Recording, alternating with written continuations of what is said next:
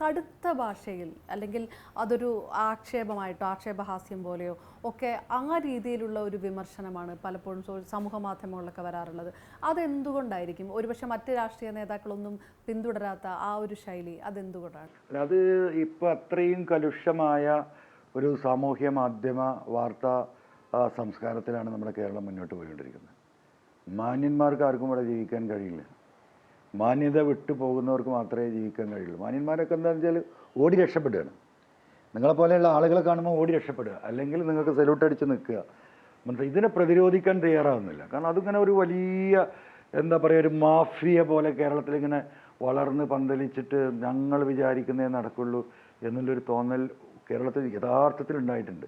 അതിൻ്റെ ഒരുപാട് ദോഷം നമ്മുടെ നാട് അനുഭവിച്ചുകൊണ്ടിരിക്കുക, പൊതുസമൂഹം അനുഭവിച്ചുകൊണ്ടിരിക്കുക, നാടിൻ്റെ വികസനം അനുഭവിച്ചുകൊണ്ടിരിക്കുകയാണ്. അപ്പോൾ ഞാൻ പൊതുവിലൊരു പ്രതികരിക്കുന്ന വ്യക്തിയാണ്.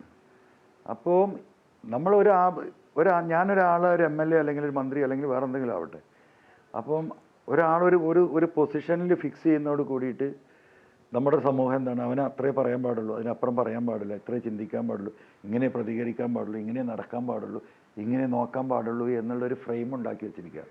എന്നിട്ട് ഇതിൻ്റെ അകത്ത് കയറ്റി ഇരുത്തിയിട്ട് ഇതിൽ പല ആളുകളും ശ്വാസം മുട്ടി മരിക്കുകയാണ്, അല്ലെങ്കിൽ ഇറങ്ങി ഓടുകയാണ്. അപ്പോൾ സ്വാഭാവികമായിട്ടും എന്നെ സംബന്ധിച്ച് നമ്മൾ ഒരു MLA ഒരു മന്ത്രി അല്ലെങ്കിൽ നാളെ വേറെ എന്തെങ്കിലും, ഇതൊരു വലിയ സംഭവമായിട്ട് എനിക്കൊരിക്കലും തോന്നിയിട്ടില്ല.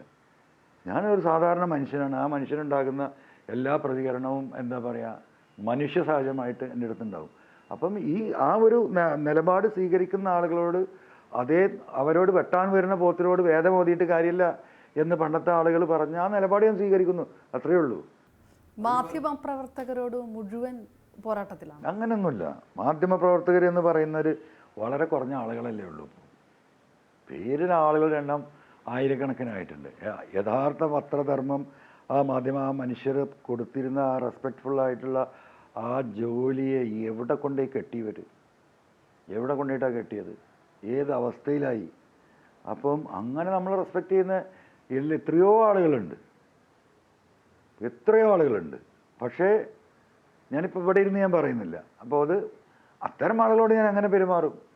അതിനെനിക്ക് എന്താ പറയുക, അതിൽ എന്ത് സംഭവിക്കും, പൊതുസമൂഹം എന്ത് വിചാരിക്കും, തെറ്റിദ്ധരിക്കുന്നവരുണ്ടാവും, ശരിയായി ധരിക്കുന്നവരുണ്ടാവും. അപ്പം നമ്മളത് കാണിക്കുക. ഞാൻ എൻ്റെ ഹൃദയത്തിൽ തോന്നിയ, എനിക്ക് ശരിയെന്ന് തോന്നിയ സംഗതി ആ ശരിയെന്ന് തോന്നിയ രീതിയിൽ ഞാൻ പ്രതികരിച്ചിട്ടുണ്ട്, അത്രേ ഉള്ളൂ. ഒരു ഓൺലൈൻ മാധ്യമമായിട്ടൊരു നീണ്ട പോരാട്ടത്തിലേക്ക് കടന്നു, പക്ഷെ അതിൽ ജയം കൂടെ ഉണ്ടായി എന്ന് ഉറപ്പിച്ച് പറയാൻ പറ്റുമോ? അല്ല, നമ്മൾ എല്ലാ പോരാട്ടവും ജയമായിക്കൊള്ളണം എന്ന് വിചാരിച്ച് നമുക്ക് ഒരു പോരാട്ടത്തിന് ഇറങ്ങാൻ കഴിയില്ല. ഞാൻ നന്നായിട്ടത് പോരാടിയതാണ്, ഇപ്പോഴും അത് നിർത്തി വെച്ചിട്ടൊന്നുമില്ല. അപ്പോൾ നിങ്ങൾ ആ ഒരു 6 മാസം മുമ്പ് അല്ലെങ്കിൽ 8 മാസം മുമ്പ് ഉണ്ടായിരുന്ന ആ ചാനൽ പരിശോധിച്ച് ഏതൊക്കെ വിഷയത്തിൻ്റെ മുകളിലാണോ ഞാൻ അവരുമായി നമ്മൾ ഫൈറ്റ് ചെയ്തിരുന്നത്, ആ വിഷയം ഇപ്പോൾ ഉണ്ടോ എന്ന് നിങ്ങൾ നോക്കും.